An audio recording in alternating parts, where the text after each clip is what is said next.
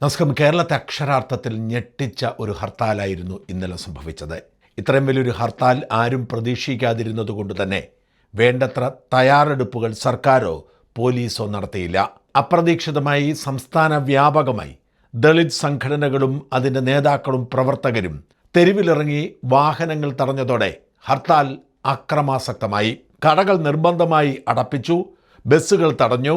പക്ഷെ ഒരു കാര്യം പ്രത്യേകം ശ്രദ്ധിക്കണം, കൃത്യമായ നിർദ്ദേശം ആരോ കൊടുത്തിട്ടുണ്ട് എന്ന് മനസ്സിലാക്കുന്ന തരത്തിൽ പൊതുമുതൽ കാര്യമായി നശിപ്പിച്ചിട്ടില്ല, ആരെയും ആക്രമിച്ചിട്ടുമില്ല. അതിശക്തമായി സമ്മർദ്ദം ചെലുത്തി കടയടപ്പിക്കാൻ ശ്രമിച്ചു, വലിയ തോതിൽ ബഹളമുണ്ടാക്കി, ജനജീവിതത്തെ സ്തംഭിപ്പിച്ചു എന്നത് സത്യമാണെങ്കിലും ആക്രമണങ്ങൾ നടത്തുകയോ പൊതുമുതൽ നശിപ്പിക്കുകയോ ചെയ്തില്ല. കൃത്യമായ നിർദ്ദേശം ഹർത്താലുമായി ബന്ധപ്പെട്ട് ലഭിച്ചിരുന്നു എന്നതിൻ്റെ തെളിവാണിത്. എന്ന് മാത്രമല്ല, ഹർത്താലിന് വ്യാപകമായ പിന്തുണയും ലഭിച്ചു. ദളിത് ആക്ടിവിസ്റ്റുകൾ മാത്രമല്ല, എഴുത്തുകാരും സിനിമക്കാരും വരെ ഹർത്താലിനെ പിന്തുണച്ച സാഹചര്യമുണ്ടായി. പക്ഷെ പറഞ്ഞിട്ട് എന്താ കാര്യം? ഈ ഹർത്താൽ നിർബന്ധപൂർവം അടിച്ചേൽപ്പിച്ചതായിരുന്നു. അതുകൊണ്ട് തന്നെ വലിയ പ്രതിഷേധം, ജനവികാരം ഹർത്താലിനെതിരെ രൂപപ്പെട്ടു. അതിൽ ജാതിയും മതവും ഒക്കെ കലർത്തി തിരിച്ചടിക്കാൻ ശ്രമിക്കുന്നുണ്ടെങ്കിലും ജനങ്ങളുടെ എതിർപ്പ് അതിശക്തമായിരുന്നു. പ്രത്യേകിച്ച് തിരുവല്ലയിൽ ഒരു ക്യാൻസർ രോഗിയെ തടയുകയും അവർ മരിച്ചാലും വേണ്ടില്ല, പോവാൻ സമ്മതിക്കില്ല എന്ന് പറയുകയും ചെയ്തത്. ഇതിനിടെ ഹർത്താലിൽ നിന്നും ചില ധീരമായ ചെറുത്തുനിൽപ്പുകളുമുണ്ടായി. ഒന്നാമത്തേത് കണിയാപുരത്തെ ഒരു പോലീസ് ഓഫീസർ നടത്തിയ ധീരമായ ഇടപെടലായിരുന്നു. ലൈസാദ് മുഹമ്മദ് എന്ന ധീരനായ പോലീസ് ഓഫീസറായിരുന്നു അതിശക്തമായി ഇടപെടൽ നടത്തി വാഹനങ്ങൾ മുഴുവൻ കടത്തിവിട്ടത്.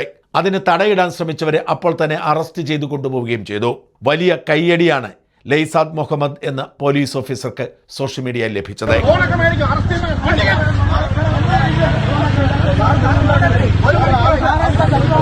വണ്ടി വിട്ടേ പറ്റത്തുള്ളൂ.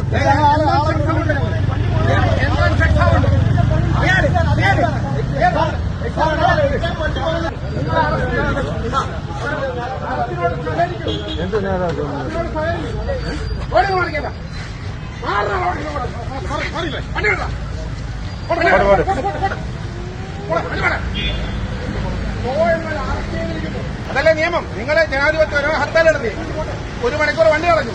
നിങ്ങളുടെ അറസ്റ്റ് എന്ന് സഹകരിക്കണം, വണ്ടി വേണം, അത്രയുള്ള കാര്യം. മനസ്സിലായില്ലേ?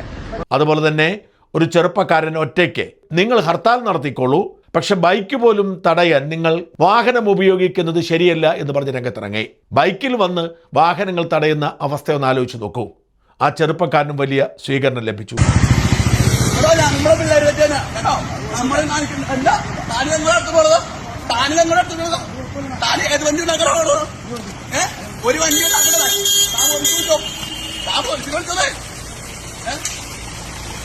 സാറേ, ഒരു കാര്യമുണ്ട്. ഹർത്താലിന് വണ്ടി പിടിച്ചു വെക്കാൻ വേണ്ടി അറിയില്ല.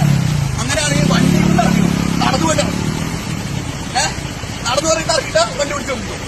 അപ്പൊ വേറെ വണ്ടി എന്താ അത് വണ്ടിയിൽ ഓടിക്കുന്നത്? നടന്നു പോയി പിടിച്ചു കൊടുക്കോ, ഒരു കുഴപ്പമില്ല.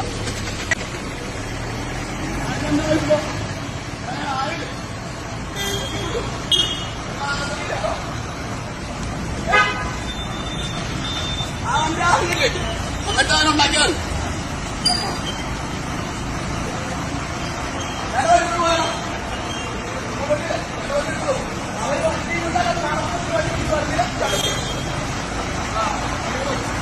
ഇതിനിടയിൽ ഒരു വീട്ടമ്മയുടെ ഒറ്റയാൻ പ്രകടനം. ഒരു കുഞ്ഞിനെ കയ്യിലെടുത്തുകൊണ്ടാണ് വീട്ടമ്മ ഈ സമരത്തെ പ്രതിരോധിച്ചത്.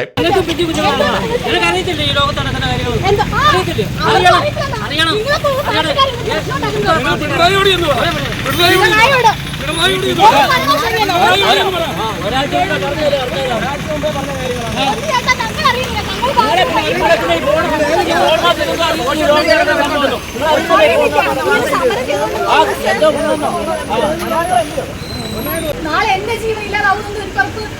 എന്താ എനിക്ക് ഉറപ്പ്? ഒരു ഉറപ്പുമില്ല. എവിടെയായാലും ഞാൻ തുറന്നു പറയുമ്പോൾ ഞാൻ തുറന്നു പറഞ്ഞിരിക്കും. ഹർത്താലുകാരോട് നമുക്ക് പ്രത്യേകിച്ച് ഒന്നും പറയാം, അവര് ചെയ്യട്ടെ. നാളെ ഒരു കാലത്ത് നമുക്കും അവർക്ക് ഇതുപോലെ മറ്റൊരു സംഭവം, ഒരു കടയിലെ ചെറുപ്പക്കാരൻ കടയടയ്ക്കാൻ സമ്മതിച്ചതിന് ശേഷവും മെക്കിട്ട് കയറിയപ്പോൾ പൊട്ടിത്തെറിച്ചുകൊണ്ട് രംഗത്ത് വന്നതാണ്. എന്തായാലും ഹർത്താലിന് മേലുള്ള ജനരോഷവും അതിശക്തമായി തന്നെ പ്രതിഫലിപ്പിക്കപ്പെട്ടു. ദളിത് സംഘടനകൾ നടത്തിയ ഹർത്താലായതുകൊണ്ട് ആദ്യമൊക്കെ ഹർത്താലിനെതിരെ ആവേശത്തോടെ രംഗത്തിറങ്ങിയ മാധ്യമങ്ങൾ പിന്നീട് പതിയെ പിൻവലിഞ്ഞു. ദളിത് വിരുദ്ധം എന്ന് മുദ്ര കുത്തപ്പെടും എന്നു ഭയന്നാവാം അവർ പിന്മാറിയത്. എന്നാൽ ഹൈക്കോടതി ഇതിനെ ഗൗരവമായി തന്നെ എടുത്തു. ഹർത്താലിൽ അടിയന്തരമായി ഇടപെടൽ നടത്തിയ അവധിക്കാല ബെഞ്ച് ഹൈക്കോടതി സ്വമേധയാ കേസെടുത്തതാണെന്ന് ഓർക്കണം. വൈകുന്നേരം DGP വന്ന് നിരവധി പേർക്കെതിരെ കേസെടുത്തിട്ടുണ്ട്, അനേകം പേരെ അറസ്റ്റ് ചെയ്തിട്ടുണ്ട് എന്ന് റിപ്പോർട്ട് കൊടുത്തു. അതിശക്തമായ നടപടികൾക്ക് ഹൈക്കോടതി നിർദ്ദേശം കൊടുത്തു. ഹർത്താലിൽ പങ്കെടുത്ത സംഘടനകൾ, ഹർത്താലിന് ആഹ്വാനം ചെയ്ത സംഘടനകൾ, അതിനുവേണ്ടി തെരുവിലിറങ്ങിയ സകലരും അവർക്ക് നിയമവിരുദ്ധമായി പ്രവർത്തിച്ചതുകൊണ്ട് CCTV ദൃശ്യങ്ങൾ പരിശോധിച്ച് കേസെടുക്കാൻ കോടതി ഉത്തരവിട്ടു. പോലീസ് അതിന് സമ്മതിച്ചിട്ടുണ്ട്. ആവേശ കമ്മിറ്റിക്കാരൊക്കെ വീട്ടിൽ പോയി ആരുടെയോ വാക്കുകൾ കേട്ട് രംഗത്തിറങ്ങിയവർ ഇനി അനുഭവിക്കും. ഈ ഹർത്താലിൻ്റെ പേരിൽ ജയിലിലായവർക്ക് ജാമ്യം ഉടനെങ്കും ലഭിച്ചെന്ന് വരില്ല. CCTV ദൃശ്യങ്ങൾ നോക്കി ഇനിയും അനേകം പേരെ അറസ്റ്റ് ചെയ്യുന്ന സാഹചര്യമുണ്ടാവും. ഇവരൊക്കെ ജയിലിൽ തന്നെ കിടക്കേണ്ടി വരും. ജീവിതകാലം മുഴുവൻ ഇവരൊക്കെ കോടതി കയറി ഇറങ്ങേണ്ട സാഹചര്യമുണ്ടാവും. ആരും ഇവരെ രക്ഷിക്കാൻ വന്നെന്ന് വരില്ല. 2018 ഇങ്ങനെ ഒരു സംഭവം ഉണ്ടായത് മറക്കരുത്. ജമ്മു കാശ്മീർ കത്വയിൽ ഒരു പെൺകുട്ടി ബലാത്സംഗം ചെയ്യപ്പെട്ടു എന്നതിൻ്റെ പേരിൽ ഇവിടെ കുറച്ചു പേർ ചേർന്ന് വാട്സാപ്പിലൂടെ ഹർത്താലിന് ആഹ്വാനം ചെയ്തു. ആരും ഗൗരവമായി എടുത്തില്ല. പക്ഷേ ഹർത്താലിന് വേണ്ടി നിരവധി പേർ രംഗത്തിറങ്ങി. ആസൂത്രിതമായി കേരളത്തിൽ അങ്ങോളം ഇങ്ങോളം കലാപമുണ്ടാവുകയും ജനജീവിതം തടസ്സപ്പെടുകയും ചെയ്തു. കോടതി നേരിട്ടിറങ്ങി 1500-ലധികം പേരെയാണ് പോലീസ് അറസ്റ്റ് ചെയ്ത് ജയിലിലടച്ചത്. ദീർഘനാൾ അവർക്ക് ജയിലിൽ കിടക്കേണ്ടി വന്നു. അവർക്ക് വേണ്ടി ജാമ്യം എടുക്കാൻ പോലും ആളുകളുണ്ടായിരുന്നില്ല. ഇന്നും അവർ കോടതി കയറിയിറങ്ങി നടക്കുകയാണ്. ഇത്തരം അനുഭവം തന്നെയായിരിക്കും ഇന്നലത്തെ ഹർത്താലിന് നേതൃത്വം കൊടുത്തവരെയും കാത്തിരിക്കുന്നത്. ജനജീവിതത്തെ സ്തംഭിപ്പിച്ചുകൊണ്ട് ജീവിക്കാനുള്ള മൗലികാവകാശം ഇല്ലാതാക്കിക്കൊണ്ട് ഒരു ഹർത്താൽ അടിച്ചേൽപ്പിച്ചത് എന്തിനെ എന്നതിന് ന്യായം പറയാൻ ആർക്കും കഴിയുന്നില്ല. ബൈജു സ്വാമി എഴുതിയൊരു കുറിപ്പ് കൂടി കാണുക. എന്നെ ഒരു സവർണ മൂരാഴ്ചയായി മുദ്രകുത്തും എന്നറിഞ്ഞുകൊണ്ട് തന്നെ പറയട്ടെ. നിതിൻ എന്ന പയ്യൻ ജാതി വിവേചനത്തിന് വിധേയനായി എന്ന വസ്തുത കണക്കിലെടുത്തു തന്നെ പറഞ്ഞാലും ഏതോ ലോൺ ആപ്പിൽ നിന്ന് കാശെടുത്ത ശേഷമുണ്ടായ ആപ്പുകാരുടെ ഭീഷണി മൂലമാണ് ആത്മഹത്യ ചെയ്തതെന്ന് പോലീസ് പറയുന്നു. അതിലെ മുഖ്യപ്രതി റാം എന്നയാൾ അബ്സ്കോണ്ടിംഗ് ആണ്. സഹപ്രതിയായ സ്ത്രീക്ക് കോടതി മുൻകൂർ ജാമ്യം നൽകിയെന്നുമാണ് വാർത്തകൾ. സത്യത്തിൽ പോലീസ് നിരുത്തരവാദപരമായാണ് പെരുമാറിയതെന്ന് ആരോപിക്കാനാവില്ല. കാരണം SC അട്രോസിറ്റി ആക്ട് വെച്ച് ജാമ്യം കിട്ടാത്ത വകുപ്പിലാണ് കേസെടുത്തത്. ഇനി സമാനമായ കുറെ വിദ്യാർത്ഥി ആത്മഹത്യകളും കൊലപാതകവും നോക്കാം. ജിഷ്ണു പ്രണോയി എന്ന പയ്യനെ പാമ്പാടി നെഹ്റു കോളേജിൽ കൊന്ന് കെട്ടിത്തൂക്കിയെന്നാണ് ആരോപണം വന്നു. അതേപോലെ പുതുക്കോട് വെറ്ററിനറി കോളേജിൽ മൃഗീയമായ റാഗിംഗ് നടത്തിക്കുന്നു. ആ കേസുകളിലെല്ലാം പോലീസ് ഉരുണ്ട് കളിക്കുകയായിരുന്നു എന്നത് ആ കേസുകളുടെ അവസ്ഥ നോക്കിയാൽ മനസ്സിലാകും.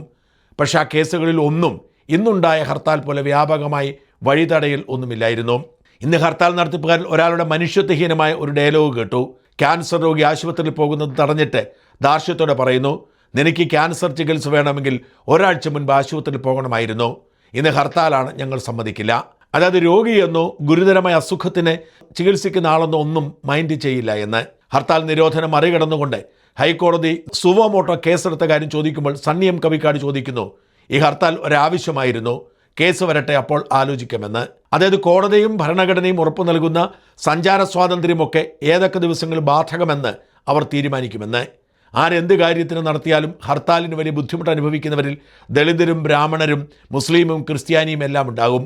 ഹർത്താൽ കൊണ്ടൊരു ചുക്കും നേടാനാവില്ല എന്ന പഴയ കാലത്തെ ഇത്തരം ഹർത്താലുകൾ റിസൾട്ട് നോക്കിയാൽ മനസ്സിലാകും. ഇന്നത്തെ ഹർത്താലുകാർ അന്വേഷണത്തിൽ തൃപ്തിയല്ലാത്തവരും നീതി കിട്ടണമെന്ന് ചിന്തിക്കുന്നവരുമാണെങ്കിൽ ചെയ്യേണ്ടിയിരുന്നത് ക്ലിഫ് ഹൗസിൽ പോയി സമരം ചെയ്യുകയായിരുന്നു. ദാസപ്പനാണല്ലോ ആഭ്യന്തരമന്ത്രി. അല്ലെങ്കിൽ DGPയുടെ ഓഫീസിന് മുന്നിൽ ഉപരോധം വയ്ക്കണമായിരുന്നു. അല്ലാതെ ക്യാൻസർ രോഗിയുടെ നെഞ്ചത്ത് കയറി ആരോടോ ഉള്ള കണക്ക് തീർക്കുകയല്ല വേണ്ടത്. പക്ഷേ പറഞ്ഞവർക്ക് അതിന് ഗഡ്സ് ഇല്ല. പോലീസിൻ്റെ അടികൊണ്ട് ചുരുളും, അത്രയേ ഉള്ളൂ. ഇതാണ് യഥാർത്ഥ വാസ്തവം. ഈ ഹർത്താൽ കൊണ്ട് സമൂഹത്തിന് ദോഷമുണ്ടാവാം, നിതിൻ രാജിന് അനുകൂലമുണ്ടായിരുന്ന സാമൂഹിക സാഹചര്യം എതിരായി മാറാം, എന്നല്ലാതെ ഒരു ഗുണവും ഉണ്ടാവില്ല. നിതിൻ രാജിന് നീതി കിട്ടുക തന്നെ വേണം. എന്നാൽ ഇതിനേക്കാൾ ഹീനമായ തരത്തിൽ സിദ്ധാർത്ഥിനെ തല്ലിക്കൊന്നിട്ട് ആരെങ്കിലും ഹർത്താൽ നടത്തിയോ? ഇപ്പോൾ ഒരു കാരണവുമില്ലാതെ ഹർത്താൽ നടത്തുമ്പോൾ ക്ലിഫ് ഹൗസിന് മുമ്പിൽ പോയി പ്രതിഷേധിക്കാനോ സെക്രട്ടേറിയറ്റ് വളയാനോ ഭയമുള്ളവർ ബോധപൂർവം ജനജീവിതം സ്തംഭിപ്പിച്ച് നിതിൻ രാജിനെതിരായി ജനവികാരത്തെ മാറ്റാൻ ശ്രമിക്കുന്നത് അങ്ങേയറ്റം അപലപനീയമാണ്.